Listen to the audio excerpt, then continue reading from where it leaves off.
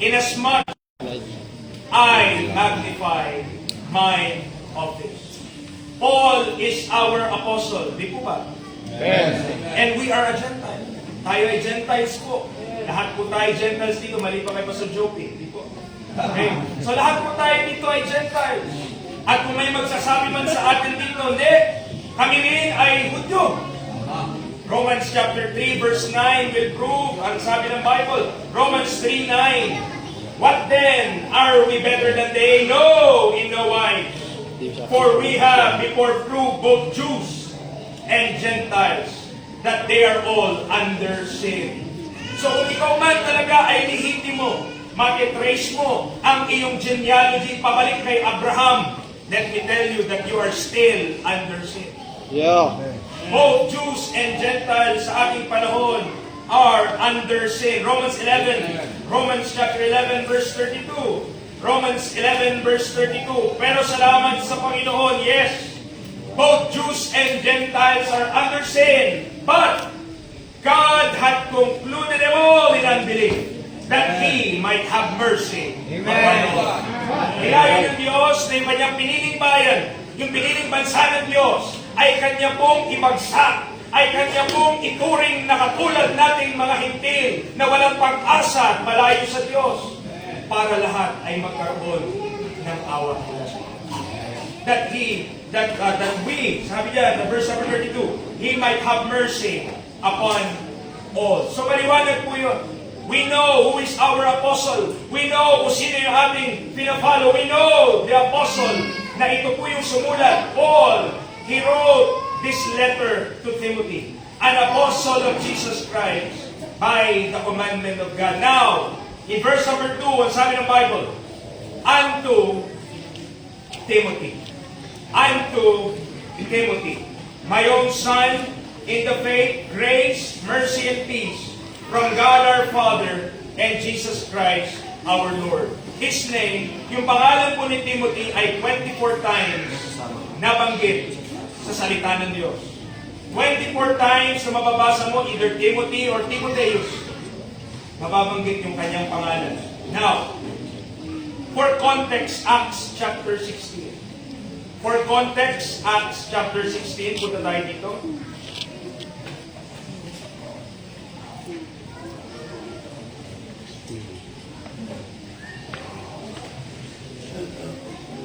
Preach on. Acts chapter 16, dito po naging kasama si Timothy sa ministry ni Apostle Paul.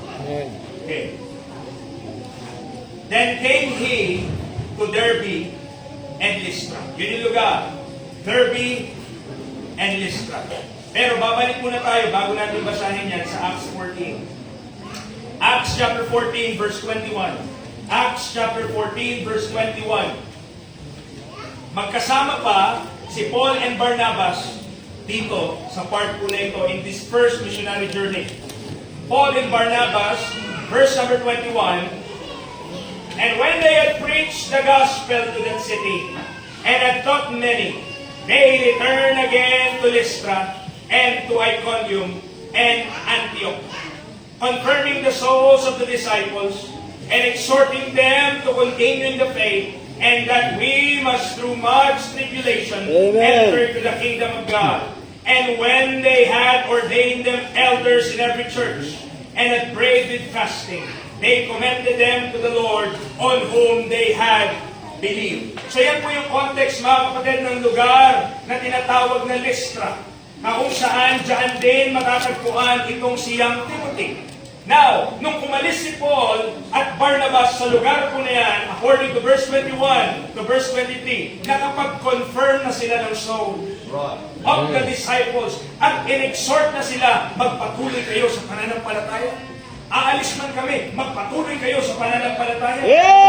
Verse number 23, at nag-ordain na ng mga elders, so meron ng mga leader doon sa simbahan na yun, doon sa church na yun, doon sa locality po na yun, meron ng mga namumuna sa simbahan po na yun. Pero alam natin si Paul, sa kanyang missionary journey, kaya nga tinawag din yun na journey, kasi hindi yun mag-i-stay siya ng sobrang tagal sa isang lugar. Aalis siya. Okay? So, iiwanan niya yung lugar na yun. Ngayon, yung Act 16, yun yung pagbalik niya. Okay? Pagdating mo na Act 16, verse number 1,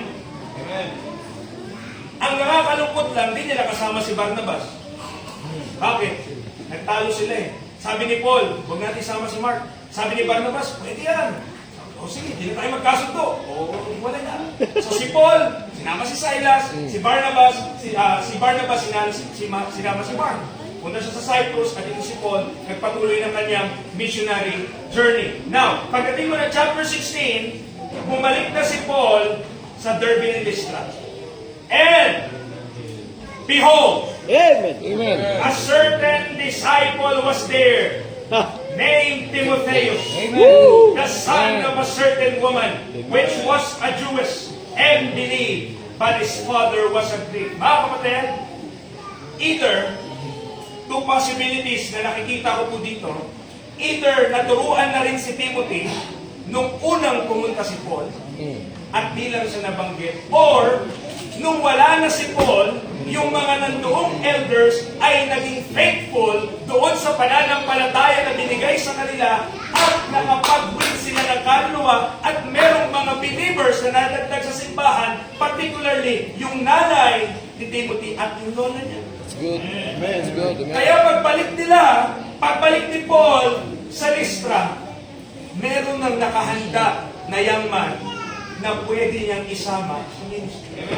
Verse number 2, which was well reported of by the brethren that were at Lystra Amen. and Iconium. That's good. Praise Hindi God. lamang good report itong bata na ito, hindi lamang good report itong young man na ito, but verse number 3, mga kapatid, he gets the eye of the Apostle Paul. Yeah. Amen. Sabi niya, okay itong bata na ito. Siguro pinausap niya yung mga elders. Kamusta po? Matapat po yan. Sadya naman talagang napakasigasay. Ay, pwede ko sama yan. Oo, pwede. Sige, sama niya. Here, sabi ng verse number 3, would Paul have to go forth with him? So, nakita niyo po mga kapatid, for the span, wala si Paul sa eksena eh. Nung dinitrain si Timothy. Most likely, kasi iniwanan niya ngayon Lystra dahil may mga ibang lugar siyang pupuntahan. Pero pagbalik niya, nakahanda na. Amen. At ready na siyang isama doon sa ministry. But, ang isang part, maaari na ma-neglect natin to exhort also the ladies. Yes, isasama siya ni Paul sa ministry bilang man of God. And minsan, masabi natin, baka yung glory mapunta kay Paul, or baka masabi natin, galing naman yan kasi nga, sa ministry ni Paul, kasama siya. Di po ba? Okay, may tulong. Yan. So, maaring, pag nakita natin yon, okay, galing naman yung bata na yan. Galing ng pagkakatrain ni Paul. No? Pero, ang sabi ng verse number 1, mga kapatid, balik tayo Acts 16. Then came he to Derbe and Lystra, and behold, a certain disciple was there, named Timotheus, the son of a certain woman, which was a Jewess. Now, i-cross-reference po natin yan, mga kapatid. 1 Timothy, pwede tayo pumunta. 1 Timothy.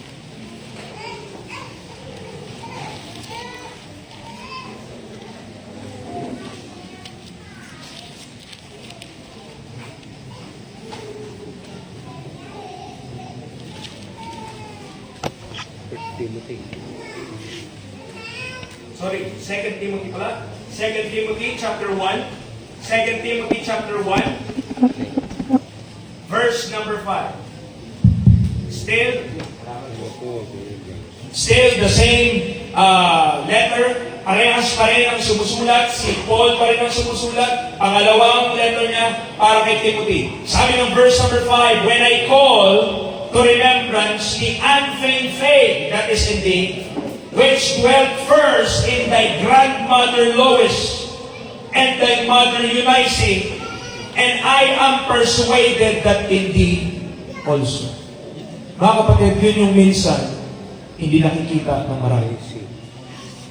Hinakita na marami na merong nanay, na merong lola, na matyagang tinuruan yung bata kung siya ay mali pa.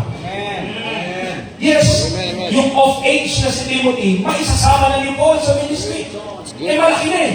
Amen. Kahit pa paano, kahit sabihin mong young man pa rin siya, kahit sabi ng Bible, he is a youth. Pero, hindi naman siya pinanganak na youth. Pinanganak siya na toddler. Pinanganak siya na infant. Mga kaibigan, mga kapatid, let me tell you that the ministry of a mother and the ministry of a grandmother should not be discounted. Minsan, iniisip siguro ng mga ladies, parang nakakapagod lang, puro pag-alaga lang ng bata paghapon. Pero hindi po. Don't think that. Bakit po? Because one day, if your child will seek the Lord, if your child will look to the Lord, sabi niya, Lord, gusto ko sundin ang kalooban mo para sa aking buhay. Maalala niya yung mga kwento na tinuturo sa kanya ng nanay niya gabi-gabi. Maalala niya yung mga bagay na pinupur sa kanya kahit sobrang kulit niya. Sobrang dami ng sugat, ulit-ulit, bukol. Mga kaibigan, mga kapatid, gano'n ang bagay. Right. Sa umpisa, marami talagang ganyan. Pero huwag po tayo magsasama. Amen. Dahil kahit po tayo, di naman tayo pinanganak na ganito na kalaki. Right. Kagaya ko, sobrang laki. Hindi tayo pinanganak na ganito. Naging baby tayo. At merong magulang That's good preaching. na nag-alaga sa atin. Amen. Mga nanay, huwag po kayo magsawa sa anak niyo. Huwag niyo ibigay kay Coconelo yung bata. Mga nanay, huwag po tayo magsawa natin ibigay ko sa sagayin natin, turuan natin ng mga para, sabi niyan, bigyan niyo po, 2 Timothy chapter 1, verse number 5. Merong unfeigned faith na nasa kanya, na una nasa lola niya, at bumaba sa nanay niya, at sabi ni Paul, alam niya, nasa iyo rin. Hindi lang isa sa kanya. Amen. Amen. May pinanggalingan. That's good warning. Nanay, Amen. Amen. lola, may ministry ko kayo. Yes, minsan ang credit na pupunta sa tatay. Pero, huwag niyo pong kakalimutan. Kayo po nagpapalit ng diaper. Amen. Meron po kayong part sa buhay ng bata na yan. At kapag yan ay lumaki, binigay niyo yung buhay niya para sa Panginoon. Tatanawin ng bata na yun na pasasalamat sa kanyang nanay na siya ay sinatsaga nung siya ay sobrang kulit pa. Amen. Na siya ay sinatsaga nung siya ay sobrang hindi pa mapagsabihan. Talagang lahat ng kakulitan, 10 ang puyo, buong marawan. Para si Marcos lang. Ang matindi pa dito mga kapatid, just to exhort you more, griego pa yung tatay mo. At hindi nabanggit na believer yung tatay ni Timothy. Pero lumaking tama si Timothy. Amen. Lumaking may pananampalataya, lumaking may takot sa Diyos. Kasi di ba, nasa isang pamilya, kung meron pang isang unbeliever, ang bata lumaki pa rin na may takot sa Diyos. Yes. Kasi kung meron ng believer dun sa pamilya na yun, that's the chance of that child. Good. Amen. To know the Lord. Amen.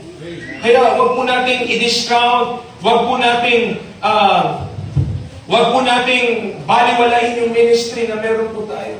Yan yung background. Bago tayo, pagbalik tayo, Acts chapter 16, yan yung background. Kaya po pagdating dito sa Acts chapter 16, kaya nang isasama ni Apostle Paul sa ministry si Timothy sapagkat hindi lamang yung training, marahil, na na-receive niya mula doon sa mga elders na nagpatuloy sa pananampalataya na talagang kinonfirm nila Paul at sabi niya, exhort na magpatuloy sa pananampalataya. Yes, he received training, he received teaching mula sa mga tao na yon, mula sa mga elders na yon, pero sa Bible may kita natin yung influence ng kanyang nanay at ng kanyang lola. Amen. Huwag po nating isipin na sayang yung mga ginagawa natin. Amen. Amen. Lahat po tayo may nanay. Amen. Amen. Salamat sa Panginoon na punta tayo sa mundo na ito. Salamat, lalo na sa mga nanay na nagtsatsaga na i-train yung kanilang mga anak. Ako po sa biyaya ng Panginoon, I could say, na yung nanay ko po talagang, ang naaalala ko nung bata ako, kinikwentuhan ako ng mga Bible stories. And later on, siyempre, nung ako na personally, meron na rin akong desire na mag-aral ng Bible, meron na rin akong desire na pag-aralan mismo sa aking sariling salita ng Diyos, na i-incorporate mo na ngayon siya. Kasi dati mo na siyang, kumbaga, familiar ka na dati. Nakwento na sa'yo, na-rehearse na sa'yo, yung mga bagay na nakwento, ayun pala yun. Pero ang pundasyon, nung bata ka. Amen po ba? Amen. So, yun po yung nangyari. At si Timothy, sa verse number 3, him would Paul have to go forth with him. Di ko na i-discuss bakit sinircumcise siya. Because of the Jews which were in those quarters, for they know all that his father was a Greek. He had such a good testimony that he was well reported of by the brethren. Though, kahit po siya ay youth, especially during Acts 16, hindi po yung naging hadlang para hindi siya maging disciple. Na pwede isama ni Paul. At hindi mahihiya si Paul na isama sa ministry. Siguro alam ni Timothy yung principle ng 1 Corinthians chapter 7, verse number 32. Amen. Sabi ng 1 Corinthians chapter 7, verse number 32, but I would have you without carefulness. He that is unmarried careth for the things that belong to the Lord, how he may please the Lord. Dami natin, sobra tayong abala sa sobrang daming mga bagay. Ang dami nating pinagkakabalahan, ang dami nating pinagkakabisihan, pero yung bagay na sinabi ng Bible is specifically, this is my will for the unmarried. That they care for the things that belong to the Lord. Yun ang hindi natin nagagawa. Preach. Amen. Pipilitin pa tayo magbasa ng Bible. Pipilitin pa tayo mag-aral. Supposed to be, binibigay natin yung buhay natin to. If you are unmarried, yan yung calling mo. While you are unmarried. To care for the things that belong to the Lord, to obey your parents in the Lord. For this is right. Amen. Amen. Mga bata, kids, lalaki din kayo. Yung iba, siguro hindi na ganun kalaki. Pero lalaki din kayo. At tatanawin nyo na pasasalamat na kayo ay dinidisiplina ng inyong mga magulang. Na hindi kayo pinapabayaan lang, pag nagkamali kayo, wala lang.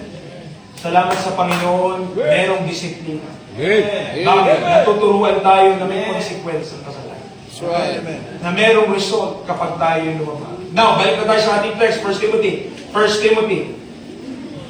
Timothy chapter number 1. Again, si Timothy, his own son, in the faith, grace, mercy, and peace from God our Father and Jesus Christ, our Lord. Now, tinawag ni Paul si Timothy, though hindi niya naman anak si Timothy sa naman, pero in the faith, he called Timothy his own son. 1 Corinthians chapter 4, verse number 15. 1 Corinthians chapter 4, verse number 15. Ang sabi po ng Bible ito, for though ye have 10,000 instructors in Christ, yet have ye not many fathers. For in Christ Jesus, I have begotten you through the gospel. At ano yung responsibilidad ng tatay? Sa Ephesians 6:4, practically speaking, the responsibility of the father, sabi ng Ephesians chapter 6 verse 4, is to provoke not your children to wrath, but bring them up in the nurture and admonition of the Lord. Paul has this opportunity. Merong batang Timothy na napunta sa kanyang landas, na-meet niya doon sa Lystra, and sabi niya, I have to take this boy. I have to take this youth. Because the Lord will use him. Amen. So, ang ginawa niya, of course, kaya nga may letter si Paul, napaka-personal eh. May letter si Paul kay Timothy kasi ganun niya na lamang gusto na maituwid or ma-prepare itong youth na ito para sa ministry. Amen. Amen. Pastors, who is your Timothy? And if you identified your Timothy, are you investing in him?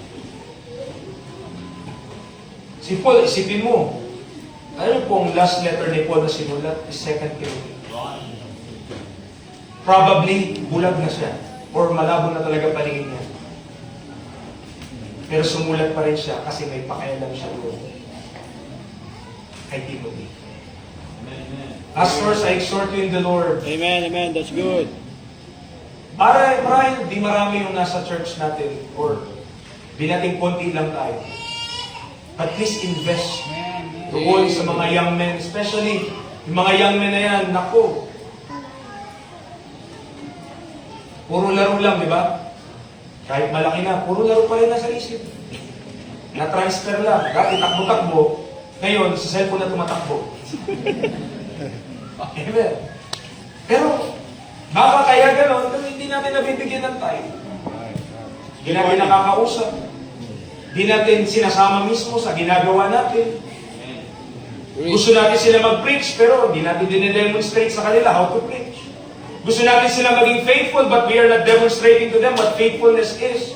Let me tell you, when Paul became the father in faith of Timothy, he so declared in himself, or siya mismo, dinemonstrate niya sa buhay niya what type of life this young man should have. 2 Timothy chapter 3, 2 Timothy chapter 3 verse number 10. 2 Timothy chapter 3 verse number 10. Ang sabi niya, but thou hast fully known my doctrine.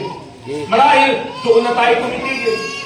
Pastors, preachers, please don't stop on telling them about your doctrine, but also let them see your manner of life. Amen. What type of life do you have? Is the life that you have worth following? Good question. Purpose. Ano bang purpose? Magpayaman. Anong purpose? Great. Faith, long-suffering, charity, patience, persecutions, afflictions, which came unto me at Antioch, Iconium, at Lystra. Marahil no, eyewitness pa mismo si Timothy, kung ano nangyari kay Paul. Kaya one time, binato siya eh. Talagang patay na siya. Pero nung umikot yung mga disciple, wala na si Paul, bumangon, wala lang to. Doon nakita niya yun, no, at marahil, grabe naman yung tao na to. Binato na lahat. Kinabukasan, magpipreach ulit. Yep. Persecutions, Amen. afflictions, which came unto me at Antioch, at Iconium, at Lystra. What persecutions I endured, but is testimony to this young man.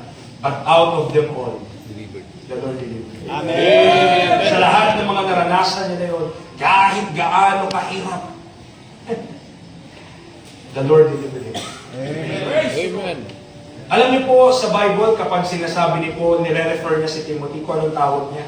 Ito po, work fellow, beloved son, faithful in the Lord, worketh the work of the Lord, servant of Jesus Christ, minister of God, fellow laborer in the gospel of Christ, like-minded. That's how he described Timothy. Amen. That's how close they are. Na talagang personal yung in dealing pa yung mga term niya, talagang beloved son. No? Amen, amen. Amen. Paul had much confidence in him. Bakit po? Kasi tignan niyo sa Philippians 2. When describing yung tungkol sa mga taong nagmamahal at may pakialam, kasama talaga sa listahan si Timothy. Why? Philippians chapter 2 verse 19. Philippians 2:19, but I trust in the Lord Jesus. Tignan niyo kung gaano siya kakumpiyansa. To send Timotheus Wow. shortly unto you, that I also may be of good comfort when I know your state. Bakit daw ganon? Bakit tuwang-tuwa siya? Bakit masasabi niya na he will be of good comfort na pag nalaman niya yung state nila? Because verse 20, I have no man like-minded Good. who will naturally care for your state. Amen. Amen. Ano, mga kaibigan, kanino natutunan ni Timothy? Yeah. Kanino niya natutunan yung may pakialam sa iba? Kanino niya natutunan yung may pakialam sa church? Oops, sabi ni Paul, yung lahat ng mga naranasan niya, cometh to him daily, the care of the church. By his own example, Right. napakita niya, ito yung bagay na dapat may pakialam ka. Good. Amen. Sugat-sugat na siya, kakalunod niya lang. Siguro kakalunod niya lang, no? Tapos pagka-out niya, ay, Timothy, o tara na. O, pahinga po muna kayo. Hindi, yung church, kailangan to, kailangan tayo to. Amen. Good. Amen.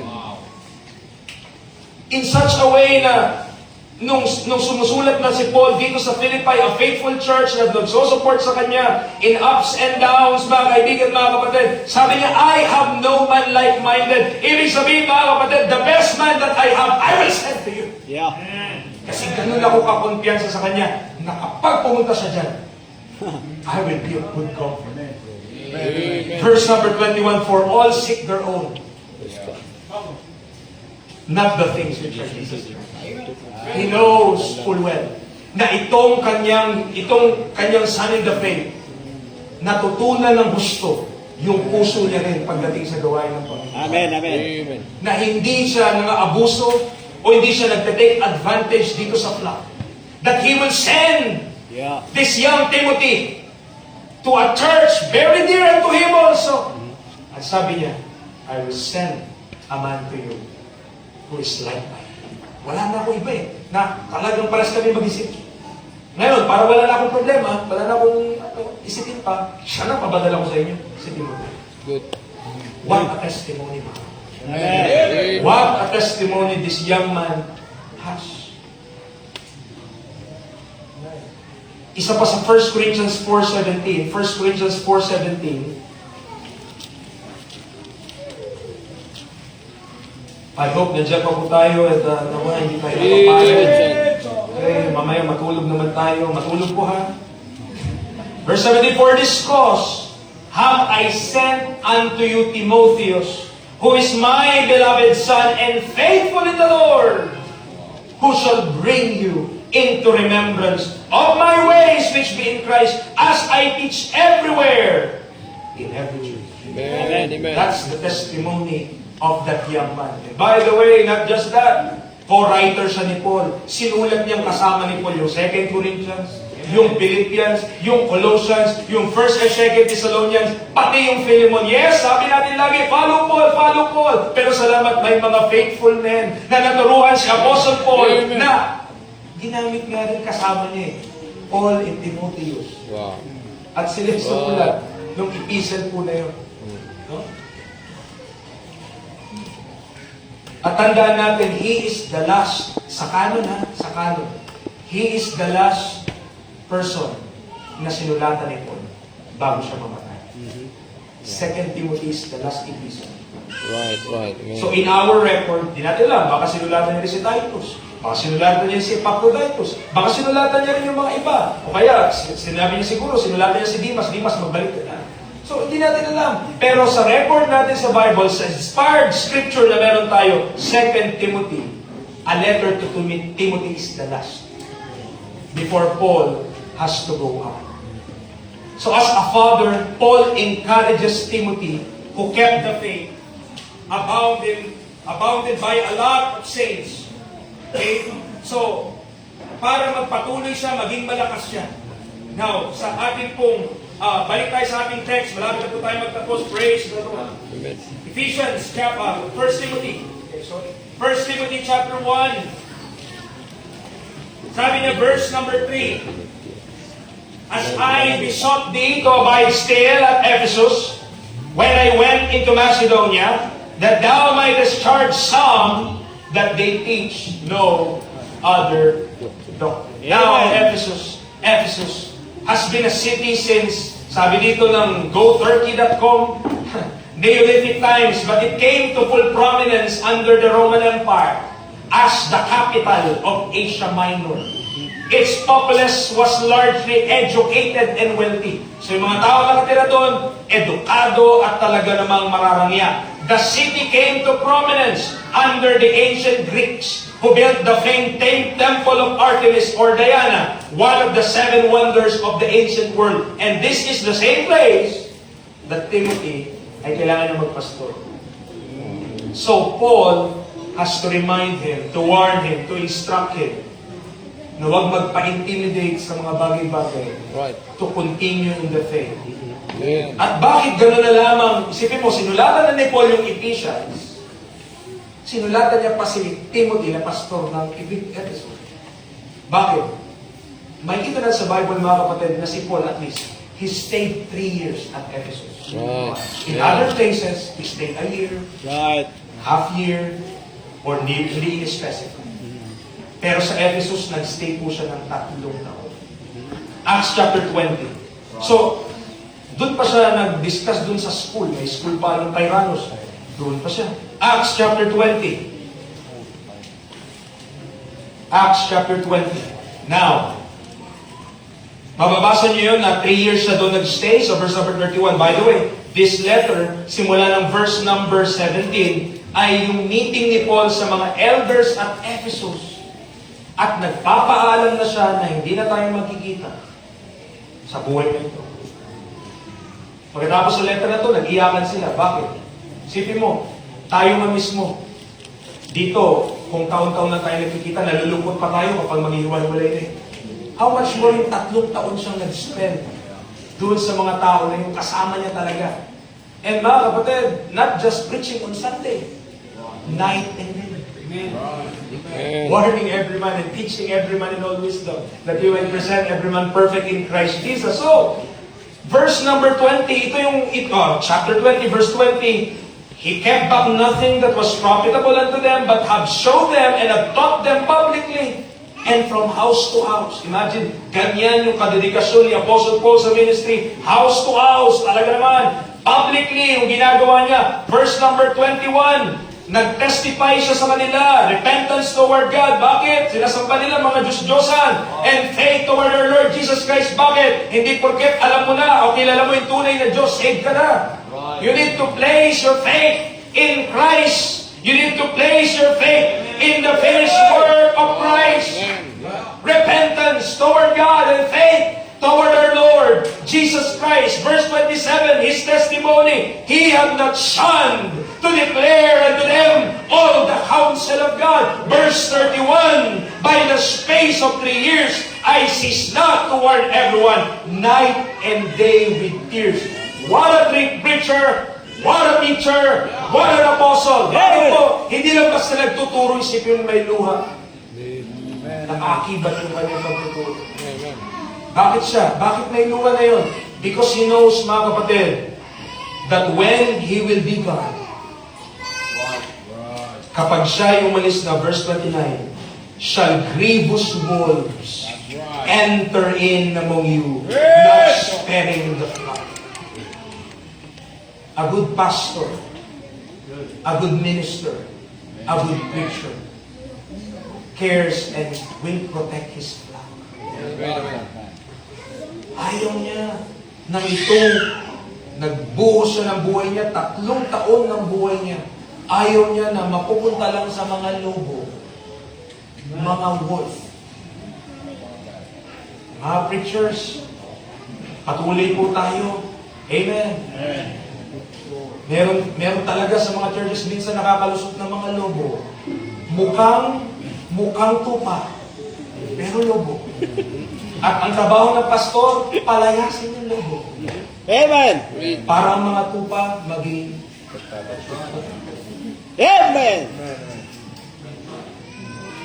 And in this self-same place, the Apostle Paul have testified, verse 33, the testimony of a good minister of God. I have coveted no man's silver or gold or apparel. Yea, ye yourselves know that these hands have ministered unto my necessities, and to them that were with me. I have showed you all things, and how that so laboring ye ought to support the weak, and to remember the words of the Lord Jesus, how he said it is more blessed to give than to receive. At pagkatapos niyang sabihin lahat ng mga yan, verse number 37, lahat po sila ay nag-crying party. Nag-iyakan po sila. Kasi hindi na nila makikita muli si Paul, verse 38. Sorrowing most of all for the words which he spake, that they should see his face no more. Mga kapatid, ganun na lamang, ganun na lamang may pakialam si Pablo sa Ephesus na ang inilagay niya doon para magpastor is his own son in the faith. Amen. Amen. Because he knows, tiwala siya, may kumpiyansa siya. Itong young man na to, hindi to manggugulo, hindi to novice, talagang tinrain niya sa ministry. At let me just remind you, he did not become Timothy overnight. Right. There are people who invest in him. Ulitin ko po, not just Paul. Yung lola niya, yung nanay niya, Good preaching. yung mga elders sa Ephesus. Amen. At maging si Apostle Paul. Amen. Kaya, nobody is left behind. Amen. Lahat po tayo nandito. Are you a lady? Are you a man? You have a ministry. Amen. Now, invest in your living. Let's pray. Our dear Heavenly Father, salamat po ngayong gabi. Salamat po Yes, sa Amen. Thank you, Lord. po sa amin. Thank you, Father, for your word. I hope na maliwanag po ang salita mo. Nawa Panginoon, nakuha namin yung kahalagahan na kailangan po namin bigyan ng time. Kailangan po namin bigyan ng effort. Kailangan po namin magsipag, mag-aral din. And also, yung aming buhay mismo ay maging sadyang katulad niyo, O Diyos, more Christ-like, that other men will also follow our example. Na makita nila yung buhay na meron na binago ng aming Panginoon. Help the people tonight. Thank you. Sa po lahat ng po rin salamat. In Jesus' name we pray. Amen. Praise the Lord. Amen. Thank you, preacher. Amen. Amen. Salamat, Brother Josiah, Pastor Josiah. Praise the Lord. I met this guy, I think he was 17 or 18 years old. And he was so interested sa truth. He sit down with us and ask so many questions. Until nagkaroon siya ng opportunity to join us sa mga meetings, mga gawain. And by the grace of God, he is pastoring now and he is part of the team na naging blessing. Salamat sa mga parents niya. Salamat sa ginamit ng Panginoon sa kanyang buhay. And sa mga men of God na kanyang nililook up. Hindi siya na-offend. Salamat sa Panginoon.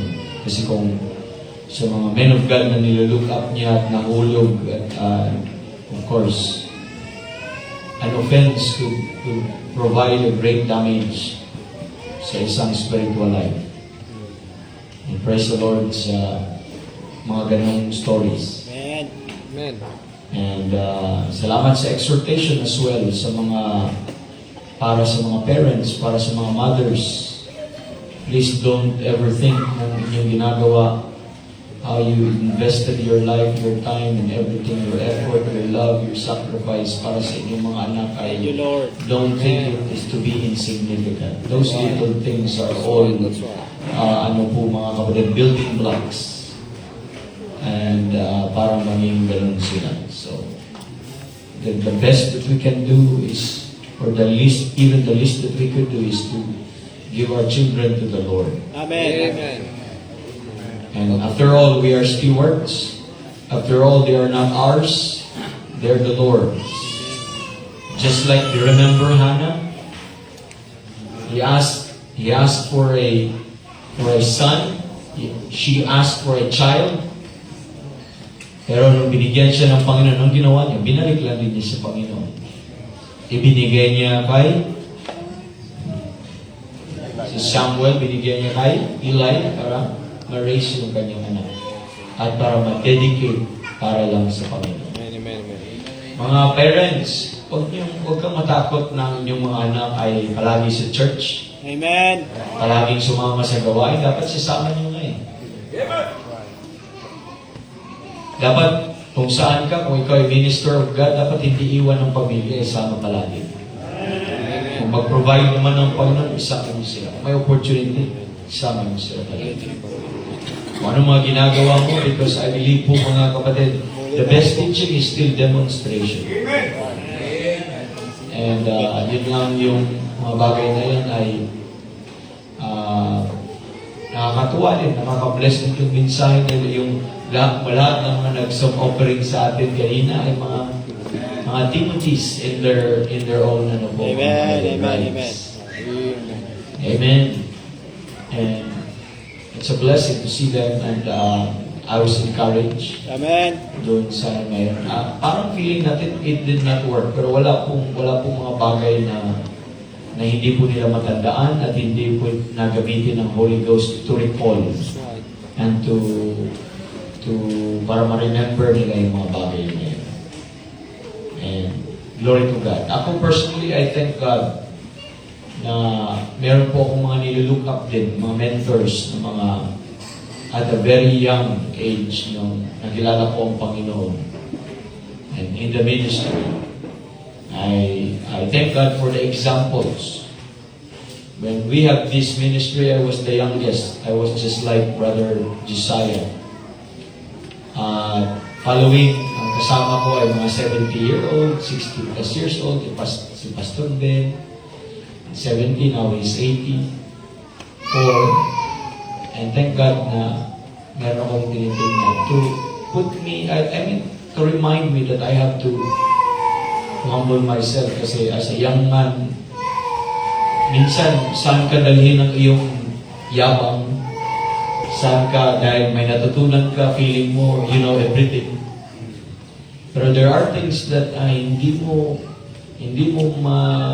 matutunan sa pagbabasa lang ng Biblia or sa sarili mong personal Bible study. There are things that the Lord will teach you through in examples and demonstrations of godly men. Amen.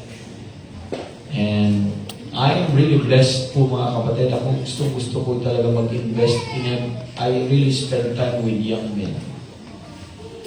And used to be a time itong sila Pastor Dan, sila Pastor JR, sila Pastor Jopi, very young. They were very young. And I had the privilege to be there, and we were all young. But we were helping each other, and by the grace of God, it's a joy to see them. It's just like me, once very young, sama-sama lang ako. Kinig lang ako. I need somebody to look up to. And thank God for that. Kaya sa mga pastors natin dito, kahit man pang preachers recurrent po ito, but we are raising future preachers as well. Amen. Amen. Amen. Imagine, nakakarinig sila na pinag-usapan yun. Kaya nga yung sinabi ko this morning, our kids, our sons, our daughters are nandito. They are also observing our proceedings.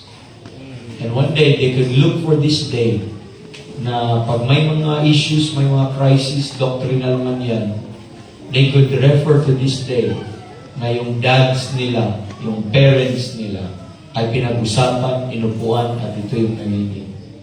So magiging archive ito, pero one day, gagamitin ito ng Holy Spirit to impress sa kanilang mga heart na I used to have ang kanyang dad, kung sila na ang papalit sa atin, seryoso sila sa truth. At sana po ay we could have that. And itong mga gawain po na ito as well, yung ABPI natin, yung recurrence natin, yung conferences natin, we are also training spiritual Timothy's. I'm saying is, you don't have to be very young. I think kung nung na-meet ni Apostle Pablo si Timothy, I think he was around 14 years old or younger. Pero nung sinulatan niya, mga around 15 plus years later, may asawa na po siya. Sinabihan niya, Bishop must be young. Hindi na po siya natiling young. Nung na-meet niya, he was very young. But upon the writing of 1 Timothy and 2 Timothy, that's post-Acts epistles, that's around 20 years later after the ministry, since the Apostle Paul nag-umpisa sa kanyang missionary journey. Amen. Amen. Amen. So, pero maalala natin yung pagka-young na Timothy, yung young man na Timothy. Pero nakalimutan natin, he is the man of God na. Ang ano po. So, Glory to God, it fits as well sa testimony kanina. Na oo nga naman, marami nga namang nawala at nag-depart sa faith. Nawala sila because they departed from the faith. Ganun po ka-real yun. Pero God was raising preachers, new preachers. Amen, na pinalit. And that's a blessing. And I thank God for that. I exhort ang brethren ko sa people for His name. Minsan, baka iniisip na natin ang daming gawain. Hindi naman to libre. We have to sacrifice as well. Baka kung dumating sa point yun na napapagod na kayo magbigay, napapagod tayo mag-minister sa mga kaluluwang ito, let's understand na ginagamit po itong mga events po natin at marami pong naging ones na Timothy na Amen. young in the faith, in their Christian life. Ngayon, they've been maturing and they've been used mightily by the Lord. And hindi po naging sayang yung mga efforts, sleepless nights, yung pera lang yun eh. Yeah, pera lang yun. Pero ang reward and exchange nito ay mga eternal mga kapatid. Amen.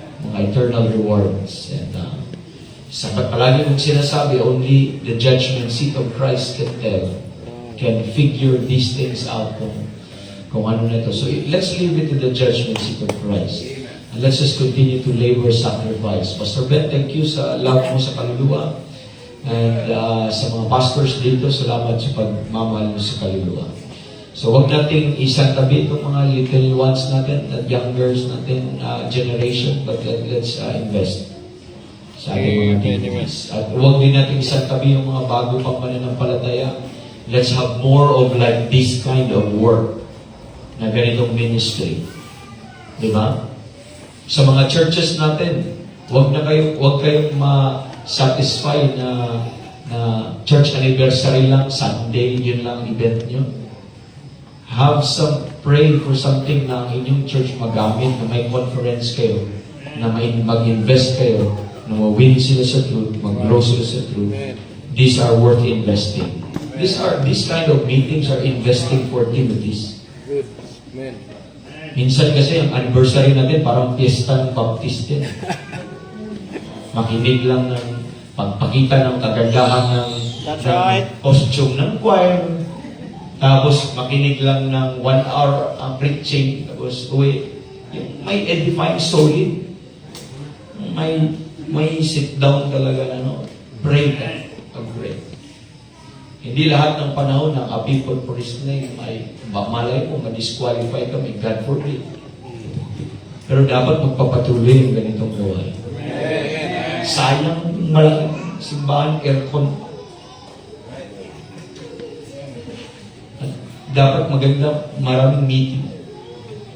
Ay kita niyo. Kasi not only the people whom you minister ay mag-grow, kayo din. Mag-grow din kayo.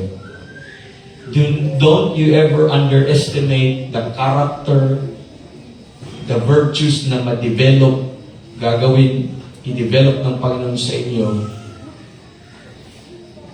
pag magmi-minister ka, maghugas ng plato, magluluto, maglilinis, magagano. Huwag mong i-underestimate na how could God work sa mga times na yun. Yun ang nagpapamature sa atin. Minsan, ang isip natin, wala tayong pera. Wala naman tayong pera tayo. Palagi naman talaga eh. Hindi ka pa ba nasanay? Nakakapagod. Wala tayong time. But these are investing for souls. These are investing for Timothy. May masave lang na isa niyan. May isang pastor lang masave dyan. Mawin, mabago. Buong church na yun. Amen. Dahil po, yung impact niyo. Gusto niyo lang ba ng a people for His name, dito na lang kayo kasi blessing kami siya. Ayaw niyo din ba magiging blessing sa We are saying this because ayaw namin na sabihin nyo na dito lang ang truth matumpungan, dito lang ang mga ganitong gawain masumpungan. We would like na mga churches of Life Faith also na magkaroon din ng ganong heart na not only investing our very own Timothy sa local churches natin, but ang ating churches as well will become a hub of the truth na mag-meet yung mga churches as well. Gamitin kayo ng Panginoon. Not only na mag-preach ng salita ng Diyos para turuan sila, but even to serve them. Amen. By way of preparing their accommodation, by way of preparing for their food, by way of preparing this. Don't underestimate the virtues that God could develop in such. Amen. It's self-humbling. Really. You know why our churches are not growing? In virtues, not necessarily in number. Because we're not willing to invest for this. Like this. We're satisfied na tayo-tayo na lang. Kaya na lang. Ang thinking natin sa mga meetings, expense. Yeah, it's expensive. Pero hindi yun ang mindset natin. Investment ang mindset natin for eternity. Huwag kayong mapagod. I'm saying this to challenge you. Mag-pray kayo. Kung meron kayong mga facilities, meron kayong mga ipagamit sa Panginoon yan. That's for God's exclusive use. Sayang, alam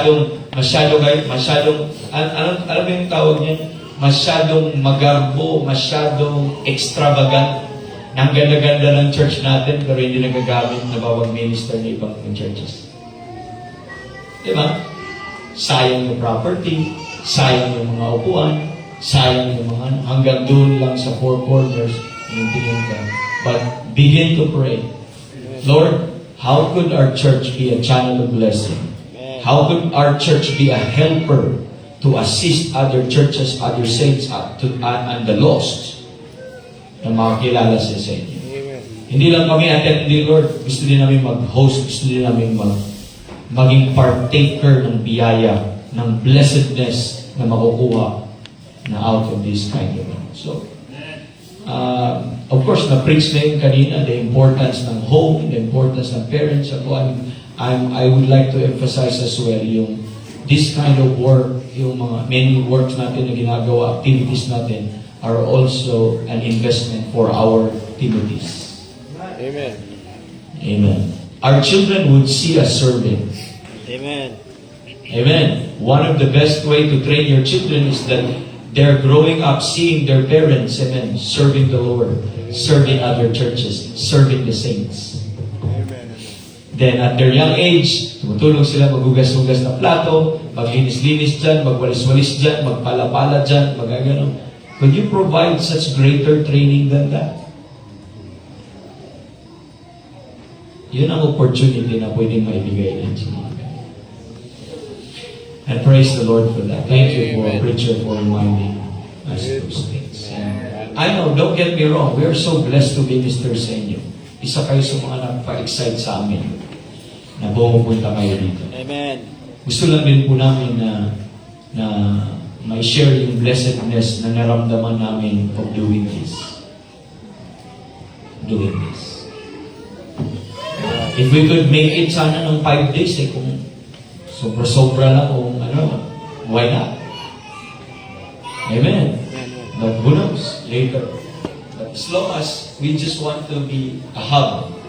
Alam mo yung hub kung saan nag-meet yung mga doon mo mag-connect tayo, mag-meet tayo at one common good, and that is to learn together, to grow together, and to minister to each other. Amen. Amen.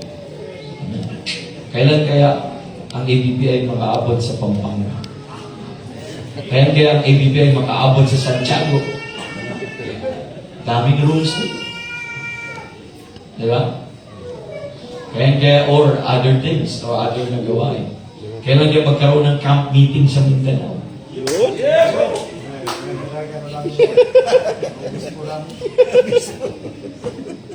Amen. Gusto niyo ba Tagaluson? Punta din kayo ng Mindanao? Yun. Try. Gusto niyo ma-revive? Gusto niyo ma-revive? Visit kayo sa ginagawa ng Panginoon sa Mindanao. Amen. Yeah. Itong mga preachers na ito, visit kayo sa mga gawain nila. Revive ka. Merong trip doon sa October, mag-save ka na. Amen. Sabi ng, doon, may discount daw simula ng August, bababa daw ang airfare. So, mag-book ka na. Dalhin mo pamilya mo. Amen.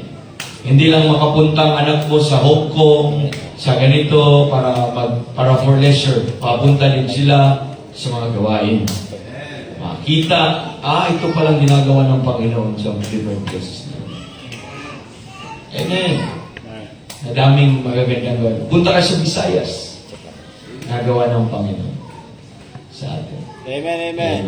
Kaya mag-pray ka, Lord, ganda pala dito. Gamitin niyo din kami.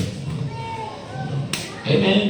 So huwag kayong mapagod, ha? Huwag kayong mapagod. Exhort yan, investment yan. Tama, continue yung ginagawa natin, mga Bible studies, pag-reach out, pero iba pa rin yung ginagawa natin, yung collective like this as a church. Okay? So, hindi po yun nagsasabi ko na dapat, ganito. That's a challenge. Right. Amen. That's a challenge. Na I'm just sharing sa inyo yung blessedness as well. Seeing people getting saved, seeing people grow, seeing people na yung mga tinuro sa conference na apply nila sa churches nila. The blessedness doon ay yun ang hindi mo mabayaran ng pera.